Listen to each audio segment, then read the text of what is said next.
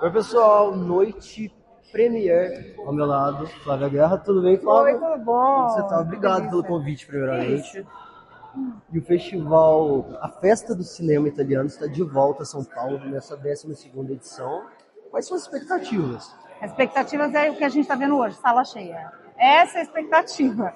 Mas eu acho que a expectativa é que quem venha veja, assim, tanto o cinema italiano clássico do Fellini, quanto o cinema contemporâneo de diretoras.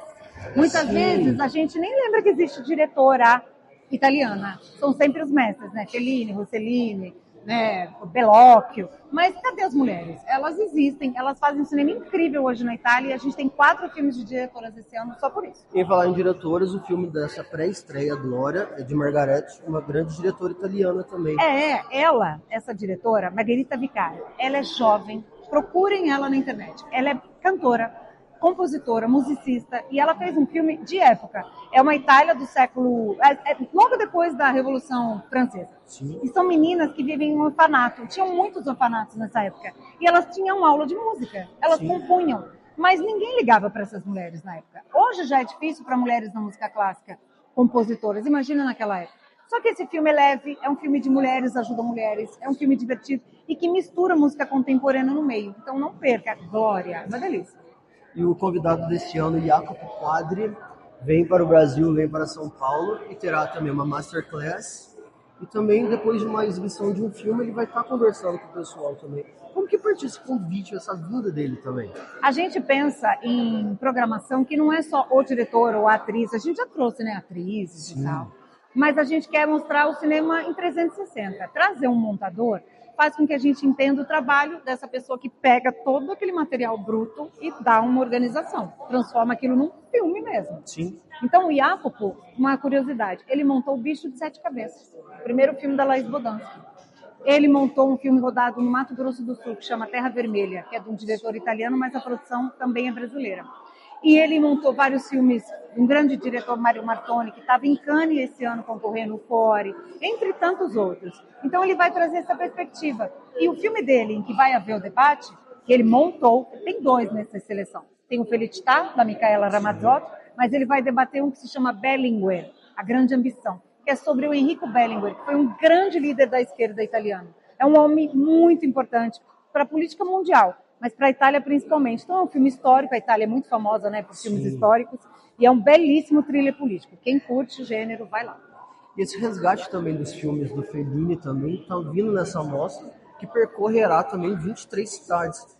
Você como curadora, como que é essa escolha dessas cidades, essas cidades chaves?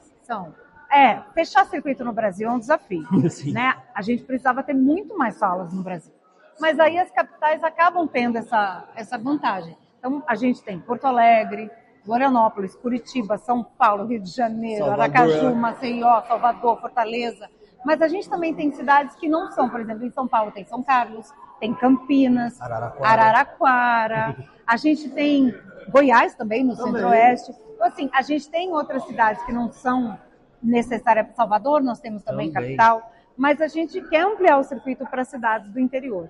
E são cidades, né, chaves ali para uma programação que se interessa pelo cinema italiano, de ontem e de hoje.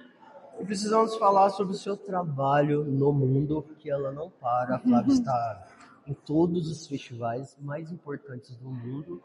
Ela vota na academia do Oscar. Do Oscar ainda não, do Globo de Ouro. Do Globo de Ouro, perdão. Que é o Oscar dos jornalistas. E Flávia, como foi para você estar no dia que Ainda Estou Aqui foi premiado o melhor filme internacional? Foi surreal. Eu estava conversando agora com um amigo que é produtor, e eles estavam conversando sobre isso. Eu falei, olha, foi um dia muito único.